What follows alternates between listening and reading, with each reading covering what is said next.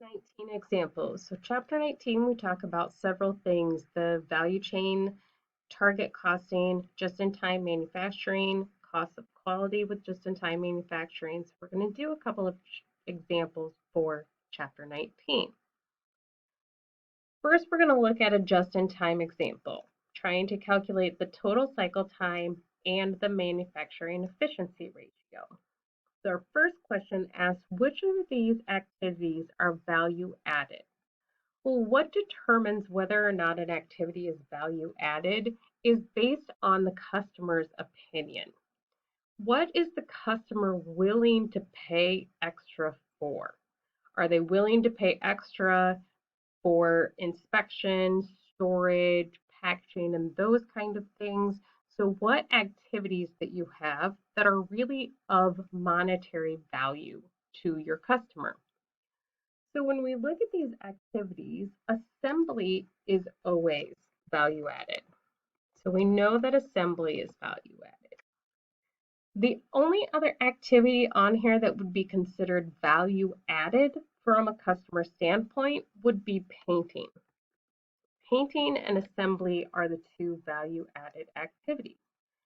The second question is, what is total cycle time? In just-in-time manufacturing, cycle time is the amount of time that we spend in production. So we have number of days for each one of these items. The cycle time is simply the total amount of time for all of those activities. So if we add all of those up, our cycle time is 18 days. The third thing asks for the manufacturing efficiency ratio. Manufacturing efficiency ratio is total days of value-added activities divided by the total cycle time. So if we look at assembly, 5 days, plus painting, 3 days, we have 8 days of value-added activities. Therefore, the manufacturing efficiency ratio is 8 days divided by 18 days, or value-added time divided by our total cycle time. That gives us a ratio of 44%. In an effort to raise that ratio, we would need to reduce our cycle time in non-value added activities. So we would want to reduce the amount of time we are spending on inspection, storage, handling, and packaging. The second example that we look at looks at target costing. When we're looking at target costing, this is when we have a price market where we don't have any price elasticity in our supply demand market. We cannot raise our prices. What we can control internally is the amount that it costs to produce a unit. So when we get to target costing, that means that the market sets the price. And if we want to meet a certain return on a product, then we need to make sure that the cost of producing that product is underneath our target cost. So we have this company that makes 2 products. Then it tells us that we desire a 15% return on sales for all of our products. When we're looking at this problem, the first question is, what is the target cost for both of our products? Well, we require a 15% of return on sales. So the first thing that we need to determine is, what is a 15% return on sales? So we have our 2 products, Cappy and Quinn. Cappy is $120 sales price. So to figure out that return on sales, we would take our $120 sales price times 15%. That gives us $18. So our target cost for Cappy is our sales price of $120 minus our desired profit of 18. So in order to make that desired return on sales, it cannot cost more than $102 to manufacture this product at our current sales price. For Quinn, we have a sales price of $220. We would take that 220 times 15%. That gives us a target cost of $220 minus our $33 desired profit. So we have a target cost on Quinn of $187. And remember, we use target costing when we don't control the price in the marketplace. That means we have a lot of competition and customers get a lot of choices for products, so they're not willing to pay extra for our products.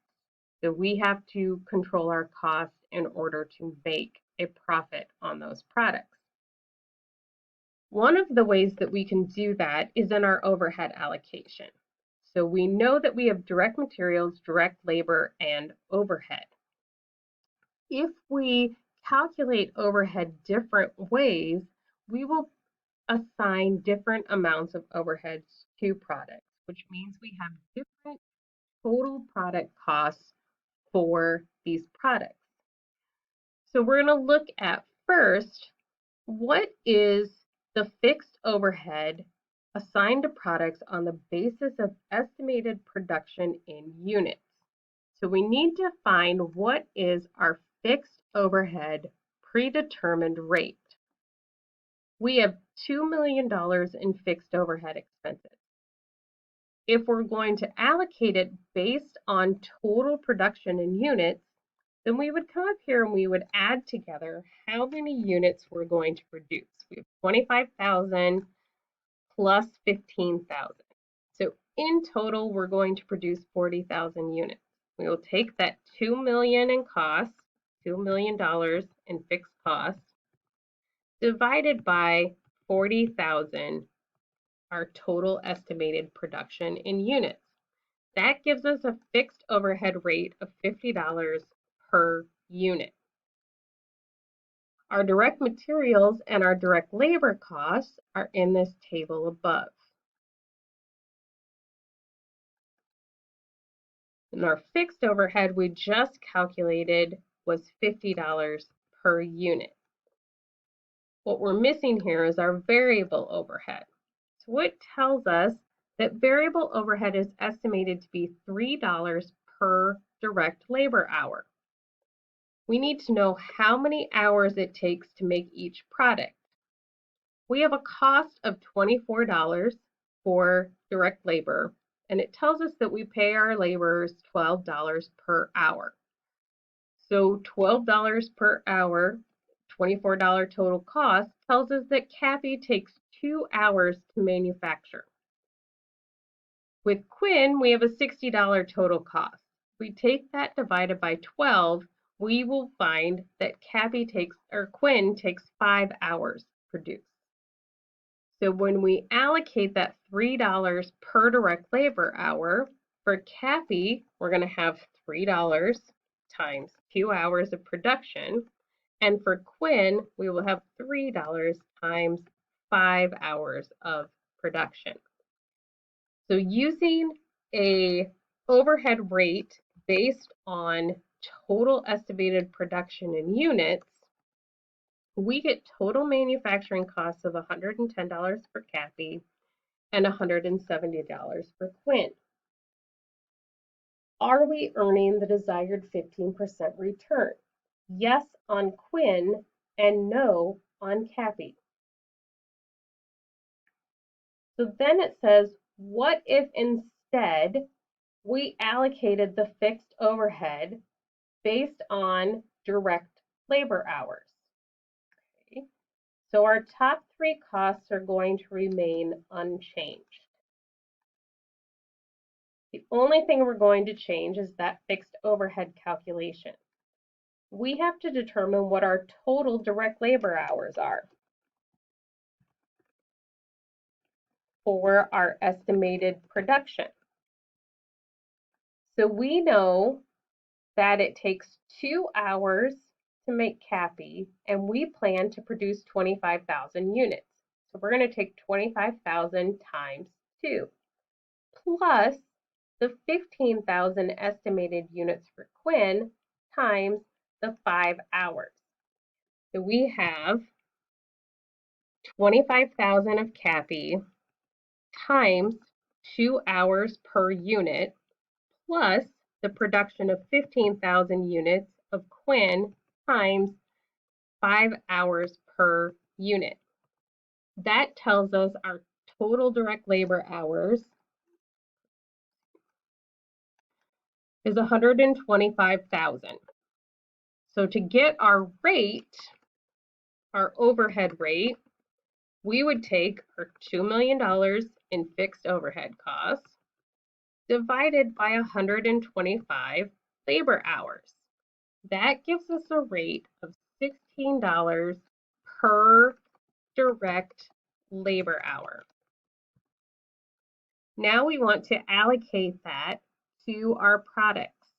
So we have $16 per direct labor hour. Cappy takes 2 hours to produce, so we take our rate times 2 hours. And Quinn takes 5 hours to produce, so we take our rate times 5 hours.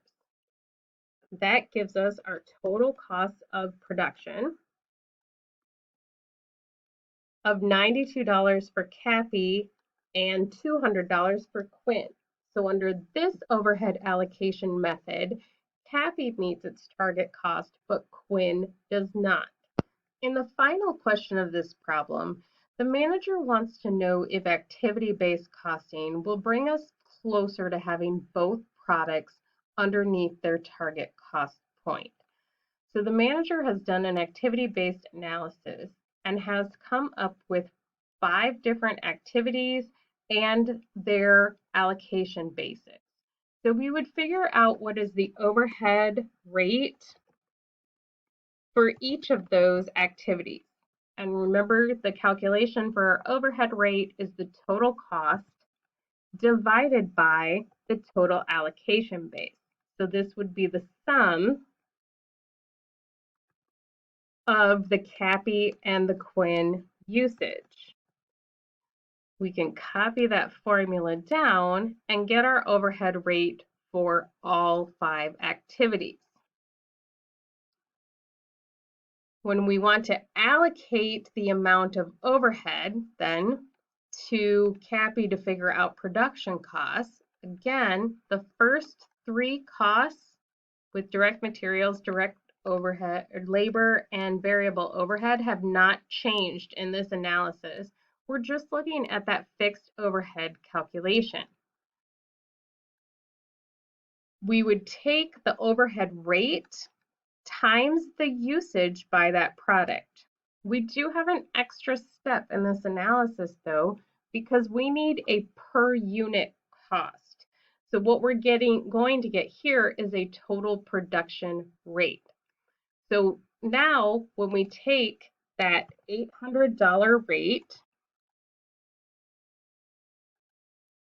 for setups, we have $800 per setup times 100 setups for Cappy. We want to divide that by our production of 25,000.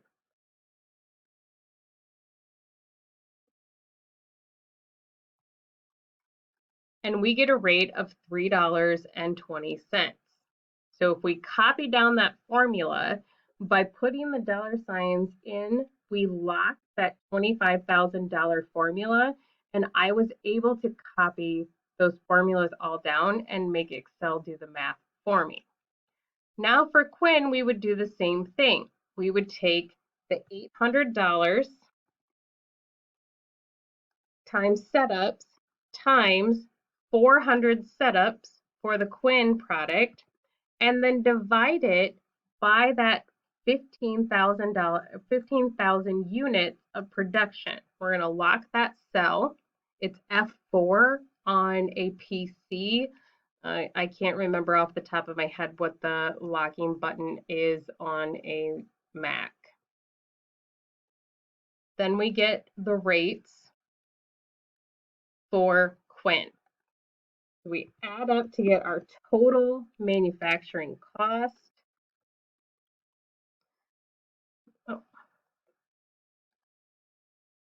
We need all of the costs, 44.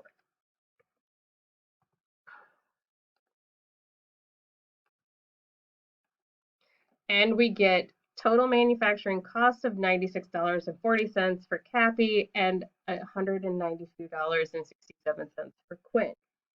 So Quinn is still not under the target cost. However, out of the 3 different ways to allocate overhead we looked at, this is the least amount of difference we have between our target cost and the amount of total manufacturing cost. So we have a target cost of $187 calculated for Quinn. That means somewhere along here we would need to find $5.67 to remove from our production in order to make that target cost. For example, Quinn currently takes 5 hours worth of labor.